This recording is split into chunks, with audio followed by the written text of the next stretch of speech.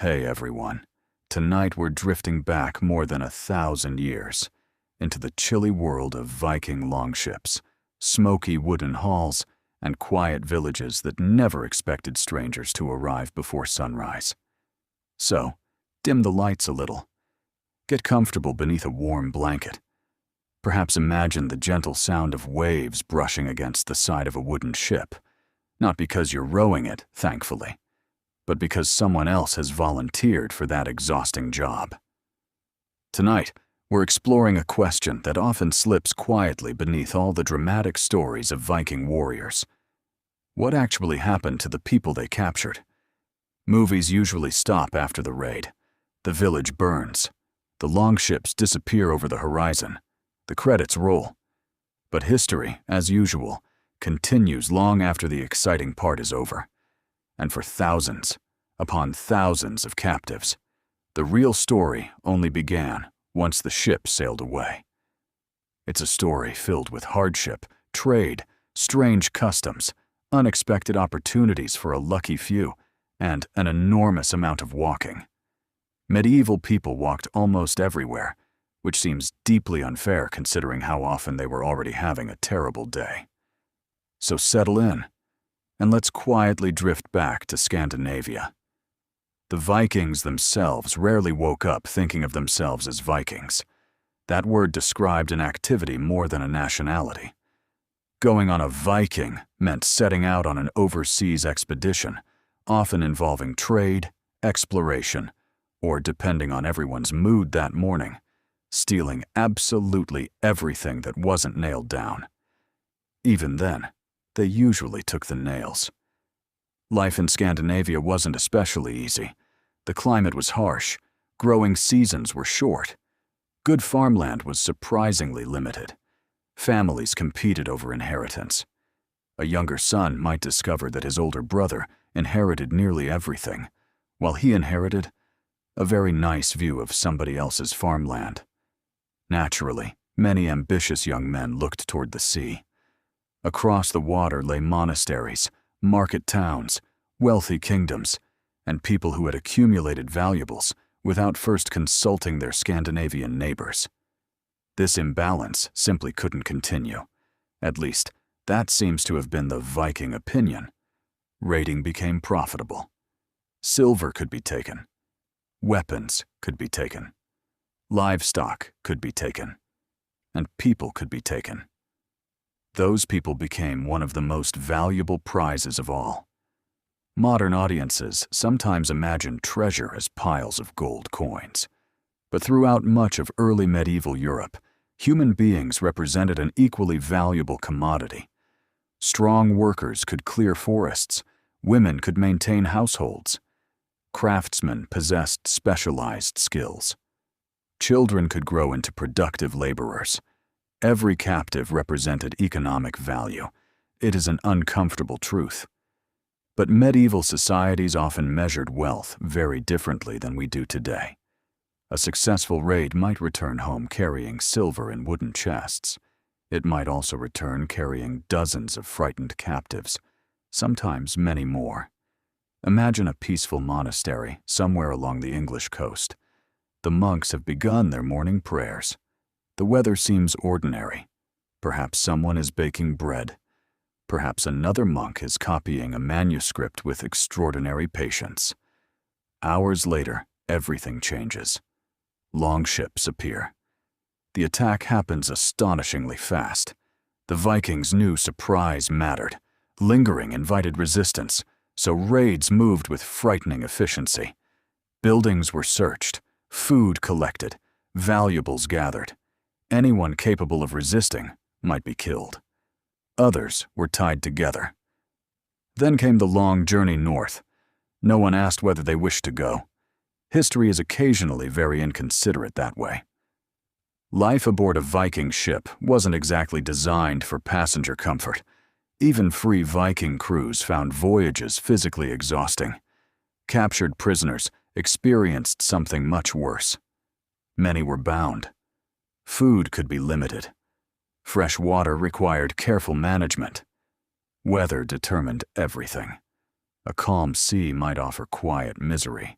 A storm offered miserable excitement. Neither option was particularly attractive. Some captives probably became seasick almost immediately. Others had never seen open ocean before. Imagine leaving your village forever while surrounded by strangers, speaking a language you don't understand. The coastline slowly disappears. No one explains where you're going. No one promises you'll ever return. That uncertainty may have been the hardest burden of all. Eventually, the ships reached Scandinavia. Now another chapter began. Contrary to popular imagination, not every captive remained with the family who captured them. Many entered an organized slave trade. The Old Norse word for slave was thrall. Thralls existed throughout Viking society. Owning slaves wasn't unusual. In fact, it often demonstrated wealth. The larger a household became, the greater its prestige. A prosperous chieftain could possess dozens, perhaps even hundreds. The labor of thralls helped sustain farms, estates, workshops, and households across Scandinavia. Some captives remained close to where they landed. Others traveled astonishing distances, because Vikings weren't merely raiders, they were traders. Exceptionally active traders. Their commercial networks stretched from Ireland all the way to Central Asia. Silver coins from the Islamic world reached Scandinavia. Silks traveled north. Amber traveled south. And tragically, people became another commodity moving through these vast trade routes. The great trading towns buzzed with activity. Places like Birka, Hedeby, Kaupang. Merchants arrived speaking dozens of languages. Boats crowded the harbors. Warehouses overflowed with furs, walrus ivory, honey, wax, weapons, jewelry, cloth, and livestock. Somewhere nearby, slaves waited to be sold. Not unlike cattle. It is difficult to read about. Because no matter how ordinary contemporaries considered slavery, every captive remained an individual human being. Someone had once possessed parents, friends, favorite meals, childhood memories. Now they waited while strangers negotiated prices over their future. History often records economics more carefully than emotions, unfortunately. Prices depended on many factors. Age mattered. Health mattered. Skills mattered. Young adults usually commanded higher prices. Healthy workers represented long-term investments. Craftsmen possessed obvious advantages. Someone who knew metalworking or weaving might prove far more valuable than someone without specialized training. Beauty occasionally increased value as well, not because medieval markets possessed refined artistic judgment, but because wealthy buyers often wanted attractive servants or concubines. Human beings became lists of desirable qualities: strong back, good teeth, healthy appearance, useful skills. It feels disturbingly familiar to modern job interviews, only considerably worse. Where did these slaves actually work? Almost everywhere. Many labored on farms. Scandinavian agriculture demanded endless effort. Fields required clearing. Animals required feeding. Wood required chopping. Fences constantly needed repair. There always seemed to be another rock requiring removal. Nature had scattered an astonishing number of inconvenient rocks across northern Europe. Thralls performed much of this exhausting labor. Others worked inside households, cooking, cleaning, grinding grain, spinning wool, making clothing, looking after children, carrying water. The daily rhythm rarely changed. Work began early, ended late, then repeated tomorrow, and tomorrow again. Some slaves possessed valuable craftsmanship: blacksmiths, carpenters, leather workers, weavers. Their labor generated income. A skilled artisan might become financially important to a wealthy owner. Interestingly, this occasionally improved living conditions, not because owners suddenly developed humanitarian concerns, but because expensive workers needed to remain productive. Economic self-interest has occasionally stumbled into accidental kindness throughout history. though usually by coincidence. Female captives experienced particularly uncertain futures. Many worked as domestic servants. Some became agricultural laborers. Others became concubines. The distinction between servant and forced sexual exploitation was often tragically blurred. Children born from these relationships occupied complicated positions within Viking society. Some gained recognition, others did not. Medieval family structures rarely fit neatly into modern expectations. Social status depended upon numerous factors, including whether fathers formally acknowledged children. Life remained uncertain even after birth. Children captured during raids often adapted more quickly than adults. Languages could be learned, customs adopted, new identities gradually formed. After enough years, some barely remembered their original homes. Others never forgot. Imagine remembering only fragments: a river, a church bell, your mother's voice, but no longer recalling exactly where those memories belonged. History rarely tells us what these children felt, only where they eventually appeared in written records, and sometimes not even that. One surprising aspect of Viking slavery was that freedom occasionally became possible. Not common, not easy, but possible. Some thralls purchased freedom. Others received it as rewards. Owners occasionally freed loyal servants. Religious conversion later encouraged manumission in certain circumstances. Once freed, former thralls entered society as freedmen. Their social standing remained lower than freeborn individuals, but it represented an enormous improvement. Freedom carried responsibilities, rights, new opportunities. Children born afterward often entered society with better prospects than their parents ever enjoyed. The ladder upward existed. It simply had very few steps, and climbing them took remarkable fortune. The first days after capture were often the most confusing. A captive rarely knew whether they would stay with the family that had taken them or disappear into a much larger trading network. The answer usually depended on something wonderfully practical, in the medieval sense of the word. If the raiders believed they could earn more silver by selling someone, they would. If keeping an extra pair of hands seemed more useful, then the captive stayed. Sentiment was not a particularly fashionable economic policy. Many thralls found themselves walking from one settlement to another, following muddy tracks through forests that seemed endless. Scandinavia in the Viking Age was not a kingdom of neat stone roads. There were narrow paths, rough trails, rivers, and coastal routes. Every journey demanded patience, sore feet, and an acceptance that someone, somewhere, would eventually suggest crossing another hill. There was always another hill. By the time a captive reached a trading town, they had often traveled much farther than they had ever imagined possible. One of the busiest places was Hedeby. Situated at the base of the Jutland Peninsula, Hedeby connected the Baltic Sea with the North Sea. Merchants arrived from every direction. Some wore wool cloaks from Scandinavia. Others came from the lands of the Franks.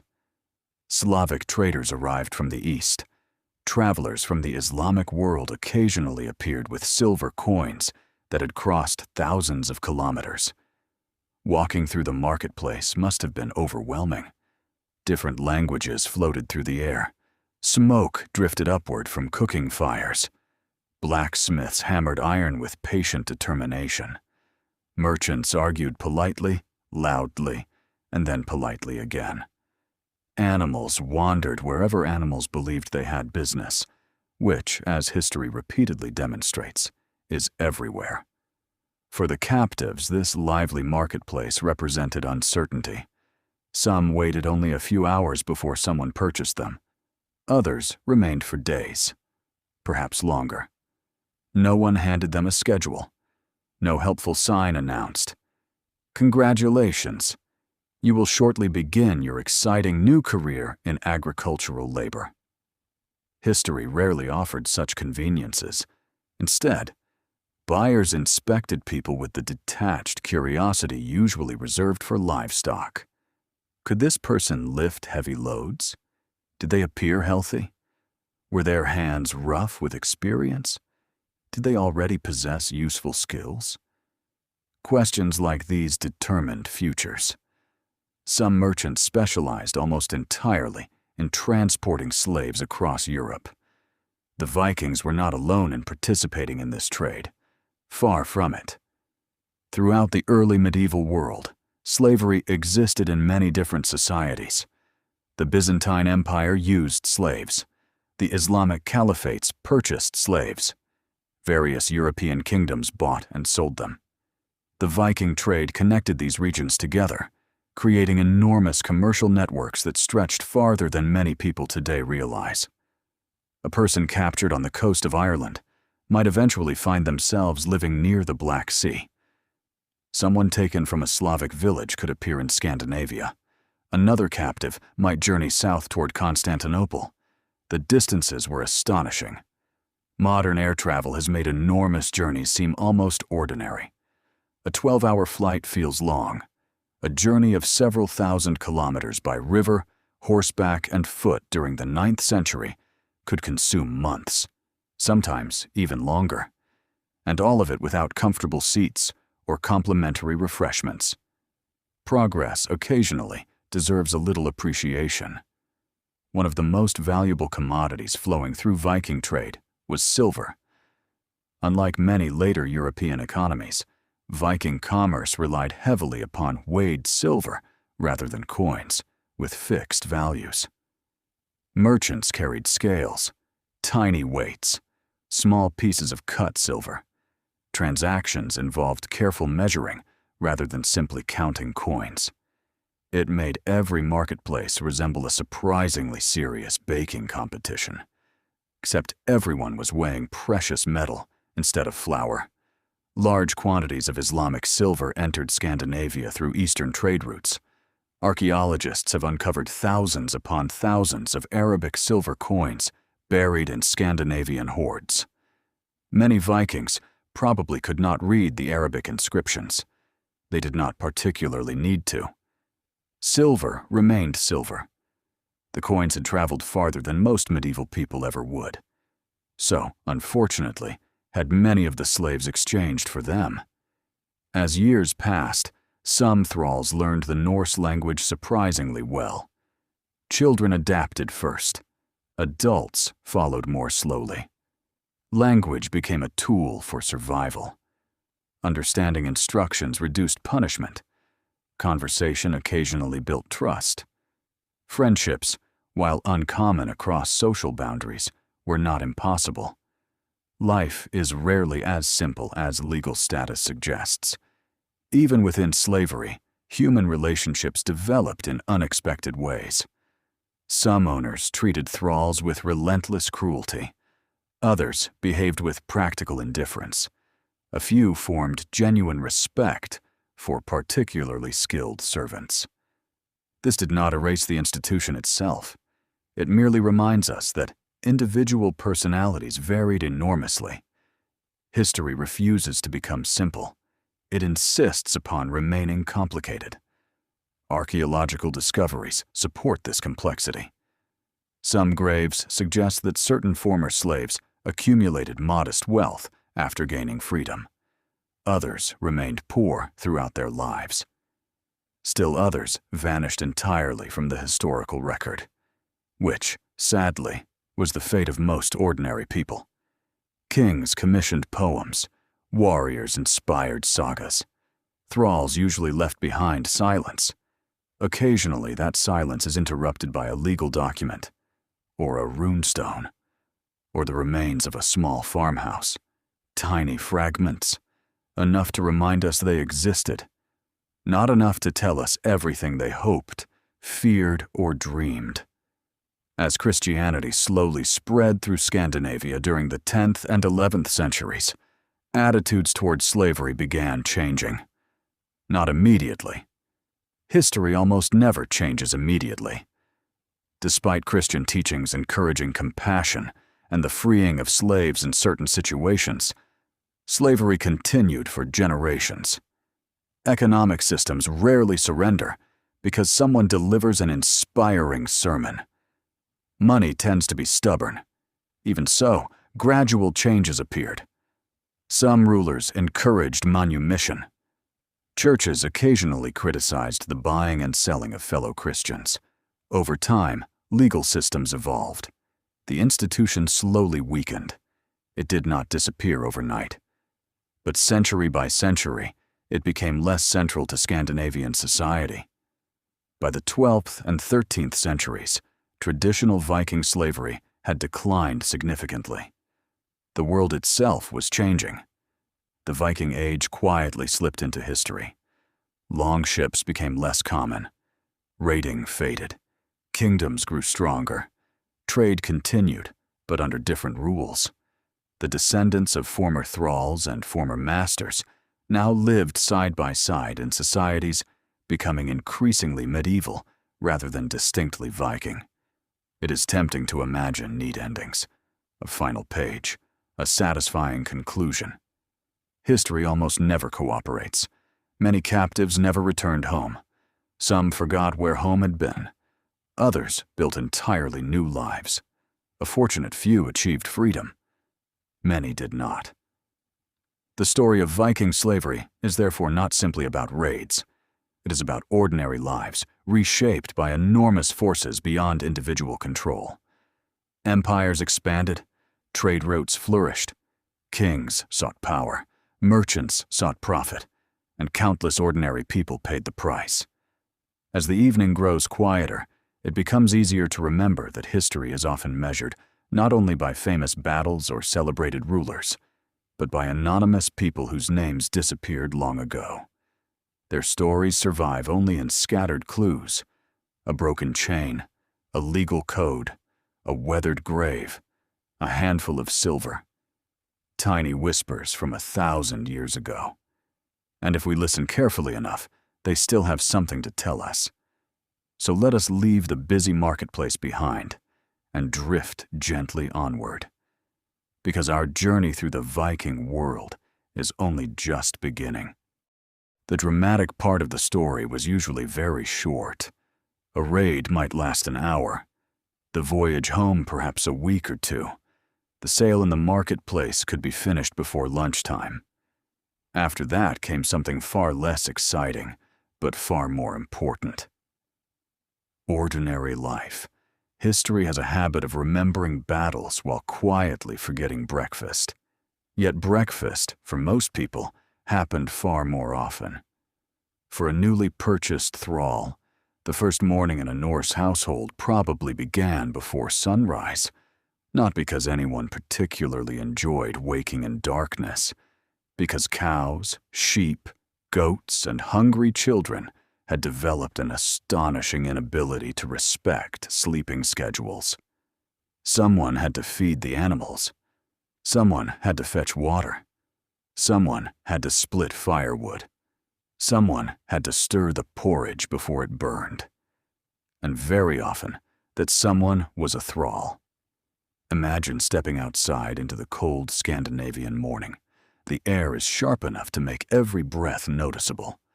Mist hangs over the fields. A few chickens are already making far more noise than creatures of their size seem entitled to produce. Nearby, sheep wander with complete confidence, despite possessing very little common sense.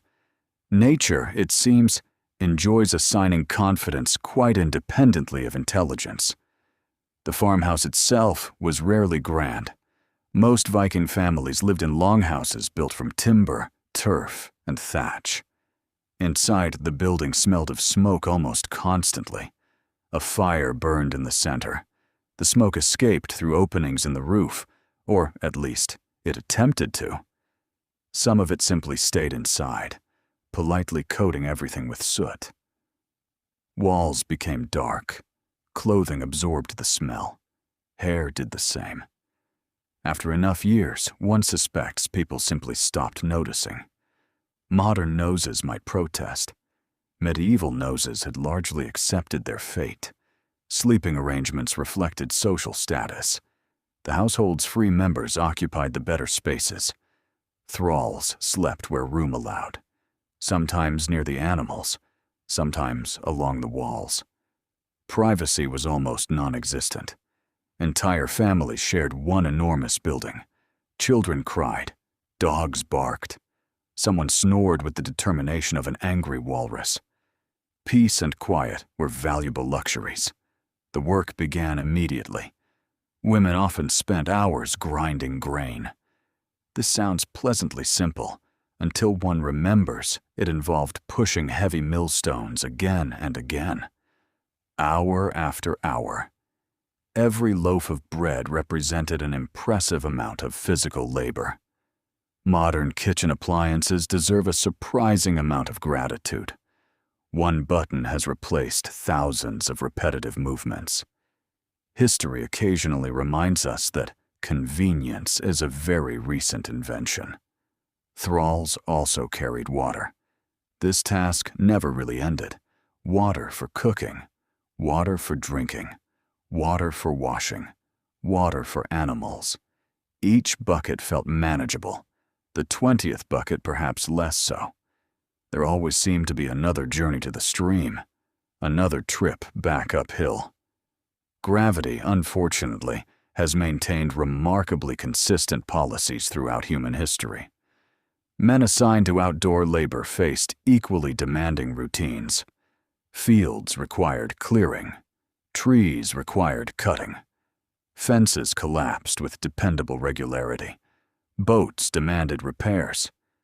Fishing nets tangled themselves in ways that appeared almost deliberate. Winter firewood had to be gathered months before anyone actually needed it. A family that underestimated its firewood supply discovered the mistake during January. January in Scandinavia was not especially forgiving. Summer offered different challenges. The growing season was short. Every sunny day mattered. Hay had to be harvested quickly. Crops needed attention. Animals grazed in distant pastures. Long daylight hours meant longer working hours. The sun seemed determined to remain awake. Everyone else was expected to do the same. For female thralls, spinning wool consumed astonishing amounts of time. A Viking household required enormous quantities of cloth. Clothing wore out. Sails tore. Blankets became threadbare. Everything began with raw wool. It had to be cleaned, carded, spun into thread, then woven into fabric. A single garment represented weeks of patient work, perhaps months. The next time you complain about folding laundry, spare a brief thought for the woman who first had to transform an entire sheep into a tunic. She certainly earned the right to be tired. Children in thrall households often worked from an early age. Small hands could gather eggs, watch geese, carry light bundles of firewood, help with spinning, fetch tools. Childhood existed, certainly, but it included considerably more responsibility than most modern children would appreciate. There were no weekends, no summer vacations, no convenient reminders to stay hydrated. Just another day of helping the household survive. Meals reflected the seasons. Porridge appeared frequently. Bread when grain allowed. Fish. Cheese. Cabbage. Turnips. On fortunate occasions, meat. The image of Vikings feasting endlessly upon enormous roasted animals belongs mostly to celebrations. Ordinary life involved simpler food. Quite sensible food. Rather, repetitive food. After eating porridge for the 300th consecutive morning, one imagines even the most patient Viking occasionally dreamed about something slightly different. Perhaps another kind of porridge. Luxury has many definitions. Winter changed everything. Snow covered fields. Travel became difficult. Work shifted indoors. Tools required repairing. Clothing needed mending. Stories filled the long evenings. The fire remained the center of household life. Its warmth made survival possible. Its light allowed work to continue. Its smoke remained stubbornly committed to occupying everyone's lungs. Every blessing arrived with a small inconvenience. Despite their status, thralls sometimes became deeply familiar with the families they served. Years passed. Children grew. Old people died. New babies arrived. Shared daily routines created familiarity, even when freedom remained absent. This does not mean slavery became kind. It means human beings adapt to remarkably difficult circumstances. Friendships occasionally developed. Arguments certainly did. People remained people. Some owners were remembered as unusually harsh. Others developed reputations for fairness. Old Norse law codes occasionally mention punishments for owners who killed their own thralls without legal process. This seems encouraging at first glance, until one notices the important phrase, their own thralls. The law largely treated enslaved people as valuable property. Destroying valuable property created legal complications, not necessarily moral ones. The distinction matters. Very much. Religion also shaped daily life. Before Christianity spread widely, Norse households honored gods, such as Odin, Thor, and Freya. Seasonal festivals marked important moments during the year. Sacrifices sought good harvests, safe voyages, healthy livestock. Thralls participated in household life, though exactly how varied from place to place. Some likely adopted Norse beliefs over time. Others quietly remembered older traditions from distant homes. Faith, like language, often traveled with people, even when they wished they had not. Not every thrall remained anonymous forever. A few became trusted overseers. Some managed livestock. Others supervised younger workers. Exceptional skill could improve one's position. Freedom remained uncertain. But responsibility sometimes increased. It is one of history's quieter ironies that a person denied ownership of their own life might eventually help manage someone else's estate. As the years slipped by, many captives found themselves speaking Norse more fluently than the language of their childhood. Memories softened around the edges. Faces became harder to picture. Villages faded into dreams. The seasons kept turning. Spring followed winter. Summer followed spring. The rhythm of work never truly changed. And somewhere beyond the fjords, beyond the forests, beyond the sea itself, the homes they once knew carried on without them. Parents grew older. Brothers married. Children became adults.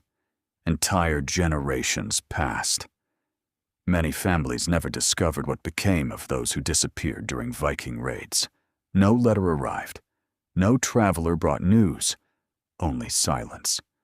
A silence stretching across oceans. Tonight, as our fire burns low inside this smoky longhouse, we'll let the household settle into sleep. Tomorrow will arrive before anyone feels ready. The cows will still need feeding. The water buckets will still be empty. The woodpile will still appear mysteriously smaller than it did yesterday. Because history, like housework, has a curious habit of repeating itself. And in the next part of our journey, we'll quietly explore the surprising paths by which a fortunate few thralls earned freedom, and how their children slowly became part of Viking society itself. As dawn slowly crept over the hills, another ordinary day began. The fire was stirred back to life. The animals expected breakfast with their usual unwavering confidence. Someone reached for an axe. Someone else reached for a bucket. And somewhere inside the longhouse, a thrall quietly wondered whether today would look exactly like yesterday. Most days it did. History is full of grand turning points, but ordinary people usually lived through long stretches where almost nothing changed at all. Yet every now and then something unusual happened. A thrall became free, not often, not easily, but often enough that Viking law had rules describing what came next. Freedom was known as manumission, and while it was never guaranteed, it remained a real possibility. Sometimes an owner freed a trusted servant after decades of loyal work. Sometimes a thrall saved enough silver to purchase freedom. Occasionally a wealthy owner included manumission in a final will, hoping to leave the world with slightly fewer regrets than they had accumulated while living. Considering medieval politics, that was already a respectable achievement. Buying one's freedom required remarkable patience. A thrall usually did not receive regular wages. However, some owners allowed trusted workers to earn small amounts through side activities. Perhaps they produced extra cloth, perhaps they crafted wooden bowls, perhaps they trapped valuable furs during spare moments. Every tiny piece of silver mattered. Year after year, these small earnings could slowly grow. Imagine hiding away a handful of silver fragments. Not enough to change your life today, perhaps not even next year, but one day, if fortune remained unusually cooperative, there might finally be enough. Required hope, and hope is surprisingly difficult work. When freedom finally arrived, life did not suddenly become easy. The newly freed person became what Old Norse society called a leisingi, a freedman or freedwoman. This new status carried rights, but also limitations. A freed person stood somewhere between slavery and full freedom. They could own property, they could marry, they could make agreements under the law. These were enormous changes. Yet society still remembered their past. Their children often enjoyed greater opportunities than they had. Their grandchildren more still. Social mobility existed. It simply moved at the pace of a particularly thoughtful ox. Generations mattered, not days, not months. One fascinating feature of Viking society was that reputation could sometimes outweigh ancestry. Not completely. Birth still mattered enormously, but courage, skill, and loyalty also carried real value. A freed blacksmith who produced excellent tools became useful. A skilled shipbuilder became respected. A talented merchant became profitable. And profitable people have always discovered that society becomes noticeably friendlier. Economics has a remarkable ability to soften old prejudices, not eliminate them, simply soften them. Many freed people settled on small farms, some rented land, others worked as craftsmen. Life remained difficult, harvests could fail, animals became sick, winters lasted longer than expected. Yet every decision now belonged to them. The crops they planted were their own. The roof they repaired sheltered their own family. The long hours remained, but ownership changed everything. Freedom is often less dramatic than stories suggest. Sometimes it simply means choosing your own problems. Marriage became another important milestone. A free man or woman could establish a household, raise children, build a future that previous generations had never imagined possible. The children of freed people generally entered society with more rights than their parents had possessed. By the second or third generation, many families blended quietly into the wider community. History rarely paused to note where they had begun. Their grandchildren simply became farmers, sailors, craftsmen, neighbors. One of the quietest revolutions in history happened not through battles, but through ordinary families gradually becoming ordinary. some former thralls travelled surprisingly far after gaining freedom. The Viking world was astonishingly connected. Trade routes stretched across rivers leading into Eastern Europe. Merchant ships crossed the Baltic Sea. Caravans moved toward the great cities of the Byzantine Empire and the Islamic caliphates. A free person with useful skills could sometimes follow these commercial routes in search of opportunity. Imagine that transformation. Years earlier, you crossed the sea as someone's captive. Now you cross it by choice. The same waves, the same wind, an entirely different journey. Not every story ended so well. Thralls died before ever gaining freedom.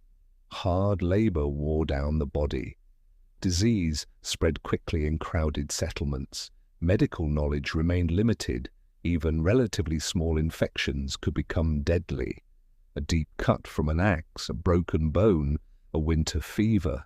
Modern medicine has quietly rescued millions of lives that medieval people simply could not save. The Vikings understood herbs and practical treatments. They knew how to clean wounds. They possessed experienced healers, but there were limits. Sometimes all anyone could do was wait. Sometimes waiting was not enough. Death surrounded medieval life with uncomfortable familiarity. Infant mortality remained high. Childbirth was dangerous. Accidents happened frequently. People mourned. Then, because survival demanded it, they returned to work. The animals still required feeding. The fields still needed tending. Grief rarely cancelled tomorrow's responsibilities. Archaeologists occasionally uncover graves that hint at these forgotten lives. A simple knife, a spindle whorl, a handful of beads, perhaps a worn comb carved from antler. These modest possessions speak quietly across 1,000 years, not of kings, not of famous warriors, but of ordinary people who woke each morning hoping simply to reach evening. It is easy to imagine the Viking Age as one endless parade of helmets, axes, and dramatic speeches. Reality was much quieter. Most people spent far more time repairing fences than conquering kingdoms. Even celebrated warriors eventually had to patch roofs before winter arrived. Rain possesses very little respect for military achievements. One of the more curious discoveries made by archaeologists concerns personal grooming. Despite their fierce reputation, Vikings cared a great deal about appearance. Excavations regularly uncover combs, tweezers, ear-cleaning tools, and small grooming kits. Visitors from England occasionally complained that Scandinavian men were excessively clean. They bathed more frequently than many of their neighbours. They combed their hair. They changed clothes. They apparently made themselves rather popular. History contains many unexpected complaints. Those foreigners are simply too well groomed, may be among the most unusual. Even thralls likely benefited from basic hygiene when possible. Healthy workers remained valuable workers. Lice, unfortunately, remained enthusiastic participants in medieval society, regardless of anyone's bathing habits. Some traditions seem astonishingly resilient. As Christianity spread across Scandinavia during the 10th and 11th centuries, ideas about slavery slowly shifted. Church leaders encouraged owners to free Christian slaves. Some wealthy nobles donated land to churches and freed servants as acts of charity. The process remained uneven. Economics resisted change, but little by little, attitudes evolved. The Viking world itself was transforming. Kings built stronger kingdoms, missionaries established churches, laws became more centralized, raiding declined, trade continued. The institution of slavery gradually faded, not because one dramatic law abolished it overnight, but because societies changed piece by piece, generation after generation, quietly, almost unnoticed, and perhaps that is the most fitting ending for the story of many former thralls. They did not become famous, they did not inspire epic poems, they simply lived, raised families, worked fields, built homes, watched children grow into adults. Their descendants eventually blended into the population until no one remembered which ancestor had once crossed the sea in chains. History often celebrates extraordinary people, yet civilizations are built by ordinary ones, by farmers rising before dawn, by mothers weaving cloth through long winters, by blacksmiths repairing broken plows, by children carrying water buckets almost too heavy to lift, and by countless people whose names disappeared long before anyone thought to write them down. As our fire settles into glowing embers and the wind whispers softly around the wooden walls of the longhouse, we'll let the household drift into another peaceful Scandinavian night. In the next part of our journey, we'll leave the farms behind and climb aboard a Viking longship to discover what daily life was really like for the crews who crossed the cold northern seas, not during the famous battles, but during the